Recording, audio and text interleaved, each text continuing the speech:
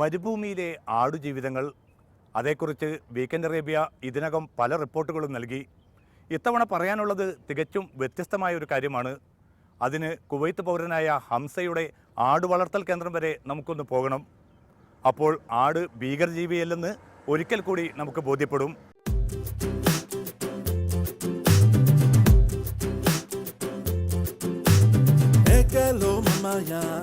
ജമുന പ്യാരി എന്ന ഇനം ആട് മലയാളികൾക്ക് സുപരിചിതമായത് ആ പേരിൽ ഒരു സിനിമ ഇറങ്ങിയപ്പോഴാണ്. എന്നാൽ ഇന്ന് ഏറെ കൗതുകമുണർത്തുന്ന മറ്റൊരു ആട്ടിൻപറ്റത്തെ പരിചയപ്പെടാം.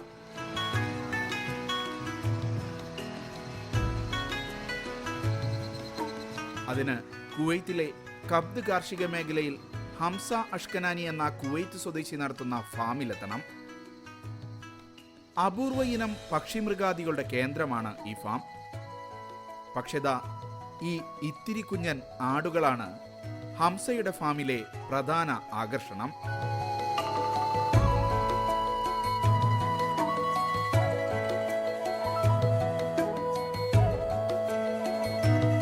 പിഗ്മി എന്നാണ് ഈ കുഞ്ഞാടുകൾക്ക് പേര്. 20 ഇഞ്ച് മാത്രമാണ് ഒരു മുതിർന്ന പിഗ്മി ആടിന്റെ ഉയരം. മുയലിൻ്റേതുപോലുള്ള ചെവി, കൊച്ചു കൊമ്പ്. ആട് ഒരു ഭീകരജീവി അല്ലെന്ന് മാത്രമല്ല, ഒരു ഓമന മൃഗം മാത്രമാണെന്ന് നമ്മൾ അറിയാതെ പറഞ്ഞു പോകും. കണ്ടാൽ ഓമനത്വം തുളുമ്പുന്ന പിഗ്മി ആടുകളെ ഓമന മൃഗങ്ങളുടെ ഗണത്തിൽപ്പെടുത്താനേ കഴിയൂ. 1.5 ലിറ്റർ മാത്രം പാൽ കറക്കുന്ന ഇവയെ പാലും ഇറച്ചിയും ലക്ഷ്യമിട്ട് വളർത്താൻ കഴിയില്ലെന്ന് ചുരുക്കം. Those goats is too much short, so we started from long time before. Maybe I spent more than 20 years. The actuals came from Cameroon, but it was a little long, not lot this one short. And we start for that short, we keep it like those small one, and we change also the colors. But that's what we work in it. So it's not taking only too much space. It's not use too much food also. Everything is less and not show like other goats. It's taken expensive or anything like this one is not expensive for the food for anything. We start like that. 10 വർഷം മുമ്പ് കാമറൂണിൽ നിന്നാണ് ഹംസ അഷ്കനാനി ഒരു ജോഡി pygmy ആടുകളെ കുവൈത്തിലേക്ക് കൊണ്ടുവന്നത്. ചാരനിറക്കാരായിരുന്നു ആദ്യ ജോഡി. ഇപ്പോൾ സ്വർണവർണ്ണമുള്ളവരും ചെമ്പന്മാരുമൊക്കെ ഇക്കൂട്ടത്തിലുണ്ട്. ക്രോസ് ബ്രീഡിങ്ങിലൂടെയാണ് പല നിറത്തിലുള്ള പിഗ്മികളെ ഹംസ ഉൽപ്പാദിപ്പിച്ചെടുത്തത്. 8 മുതൽ 15 വർഷം വരെ പിഗ്മി ആടുകൾ ജീവിക്കും. മനുഷ്യരുമായി പെട്ടെന്ന് ഇണങ്ങും. വീടിനകത്ത് പോലും ഇവയെ വളർത്താം. സാധാരണ ആടുകളെ അപേക്ഷിച്ച് കുറഞ്ഞ തീറ്റയാണ്. എന്നാൽ വില സാധാരണ ആടിന്റെ 2 ഇരട്ടി വരും. സാധാരണ ആടുകൾക്ക് തൂക്കത്തിനാണ് വിലയെങ്കിൽ പിഗ്മി ആട്ടിൻകുട്ടികളെ മതിപ്പ് വില നൽകിയാണ് വാങ്ങുക. മാനസിക സംതൃപ്തി മാത്രം ലക്ഷ്യമിട്ടാണ് താൻ പിഗ്മി ആടുകളെ വളർത്തുന്നതെന്ന് കുവൈത്ത് ജലം വൈദ്യുതി വകുപ്പ് ഉദ്യോഗസ്ഥൻ കൂടിയായ ഹംസ പറയുന്നു. കുവൈത്തിൽ ഇത്തരത്തിൽ കുഞ്ഞനാടുകളെ ഓമനിച്ചു വളർത്തുന്നവരുടെ ഒരു കൂട്ടായ്മ തന്നെയുണ്ട്. ദേശീയ ദിനാഘോഷത്തിലും മറ്റു വിശേഷ അവസരങ്ങളിലും കുവൈത്തിലും പിഗ്മി പെറ്റ് ഷോ നടക്കാറുണ്ടത്രേ.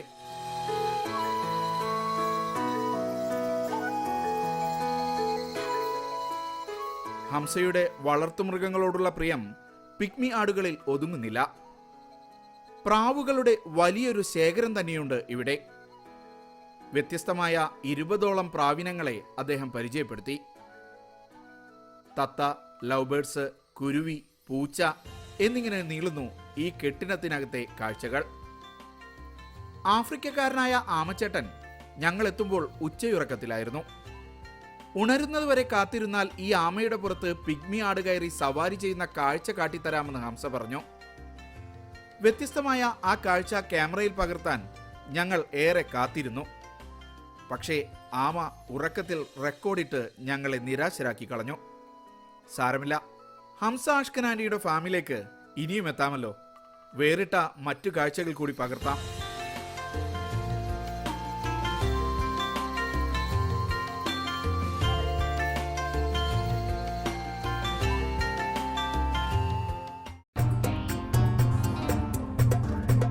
ചരിത്ര സമ്പന്നമാണ് പ്രവാചക നഗരിയായ മദീന. ഇന്നലകളുടെ നല്ല നന്മകൾ ഇന്നും നിലനിർത്തുന്ന ജനത.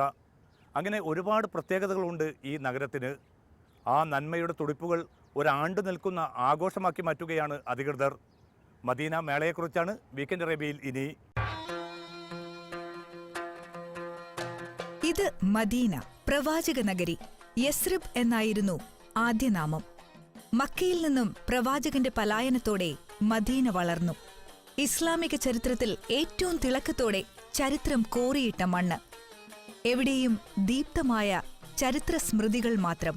ആ ഇന്നലകളിലേക്കുള്ള മഹിതയാത്ര ഇതാ ഇവിടെ ആരംഭിക്കുന്നു. മദീന ഇസ്ലാമിക ടൂറിസത്തിന്റെ തലസ്ഥാനം എന്ന ശീർഷകത്തിൽ ഒരാണ്ട് മുഴുവൻ നീണ്ടു നിൽക്കുന്ന പരിപാടികൾ. അതിന്റെ പ്രോജ്വല തുടക്കമായിരുന്നു പോയ വാരം.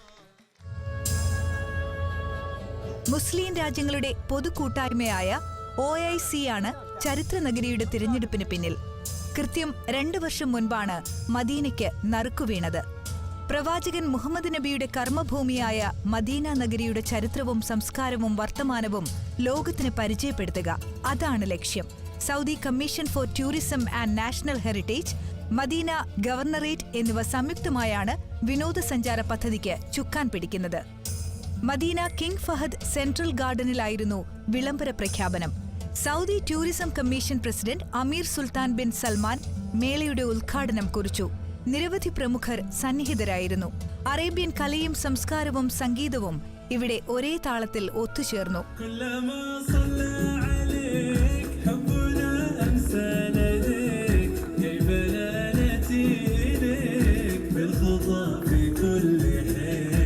ഉദ്ഘാടന ചടങ്ങ് പലതുകൊണ്ടും വേറിട്ട അനുഭവം. പുറത്തെ കൊടും തണുപ്പിനെ മറികടന്ന് ആസ്വാദകർ ചേർന്നു നിന്നു. അങ്ങനെ സർഗവിസ്മയത്തിന്റെ മികച്ച രാവായി അത് മാറി. ആധുനിക ശബ്ദ സംവിധാനങ്ങളുടെ സാധ്യത സംഘാടകർ മികവുറ്റ രീതിയിൽ തന്നെ പ്രയോജനപ്പെടുത്തിയ രാവ്. വേദിയിൽ മദീനയുടെ ചരിത്രവും വർത്തമാനവും നിറഞ്ഞു നിന്നു. പ്രവാചക ജീവിതത്തിനും മുൻപേയുള്ള മദീന ചരിതമായിരുന്നു ആദ്യം തെളിഞ്ഞത്. ഒരു പിതാവും മകനും തമ്മിലുള്ള ഭാഷണത്തിലൂടെയായിരുന്നു ചരിത്രത്തിന്റെ പുനരാവിഷ്കാരം. ഇനി പ്രവാചകനുള്ള വരവേൽപ്പ് ദൃശ്യങ്ങൾ. മക്കയിൽ നിന്നും പലായനം ചെയ്തുവന്ന പ്രവാചകനെ സ്വീകരിക്കുന്ന മദീന നിവാസികളുടെ ആഹ്ലാദ ചിത്രം. പരമ്പരാഗത നൃത്തവും സംഗീതവും കവിതയും ദേശഭക്തി ഗാനങ്ങളും ഇവിടെ ഒത്തുചേർന്നു. 300-ലേറെ കലാകാരന്മാർ നൃത്തവും പാട്ടും അഭിനയവുമായി വേദിയിൽ നിറഞ്ഞുനിന്നു. മസ്ജിദുൻ നബവിയുടെ നിർമ്മാണ ഘട്ടങ്ങൾ ഇടയ്ക്ക് മിന്നിമറഞ്ഞു. ആധുനിക മദീനയെയും സൗദി ഭരണാധികാരികളെയും പ്രകീർത്തിച്ചുള്ള ഗാനങ്ങളുടെ പ്രവാഹം. സദസ്സും അത് ഏറ്റുചൊല്ലി.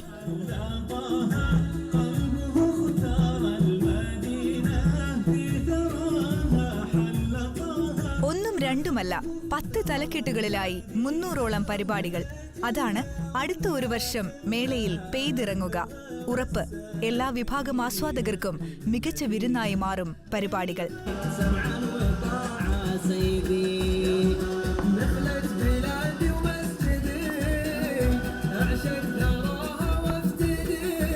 ഖുബ മസ്ജിദ്, മസ്ജിദ് ഖിബ്ലത്തൈൻ എന്നീ ആരാധനാലയങ്ങൾ, ഉഹുദ്, ഖന്ദക് തുടങ്ങിയ രണാങ്കണങ്ങൾ. അങ്ങനെ മദീന യാത്രയിൽ ഇന്നലകളുടെ ദീപ്ത സ്മരണകളായി എല്ലാം ആസ്വാദകരെ തേടിയെത്തും.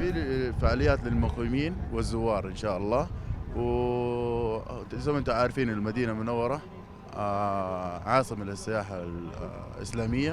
زي ما أنتم عارفين إنه في المدينة المنورة هي كان فيها الرسول صلى الله عليه وسلم. هذا معنى تاريخ في المدينة المنورة. وهذا شيء معلم من معالم المدينة المنورة. وإحنا أبناء المدينة المنورة حابين نبرز هذه المعالم وأخلاق أهل المدينة أما كنا أيام الرسول وكيف كرمهم وكيف طلع البدر علينا، وحبينا نبرزها بخدم فعالية لنا. وحاب أشكر القناة الهندية على دعمهم للفعالية هذه. شكرا لكم. كأنكم في عيون الناس في കാലത്തിനും ലോകത്തിനും മറക്കാൻ പറ്റാത്ത മികച്ച സംസ്കൃതിയിലേക്കുള്ള പുതുകാലത്തിന്റെ വഴിനടത്തം. അതുകൂടിയായിരിക്കും ഒരാണ്ട് നീണ്ടു നിൽക്കുന്ന ഈ മേള.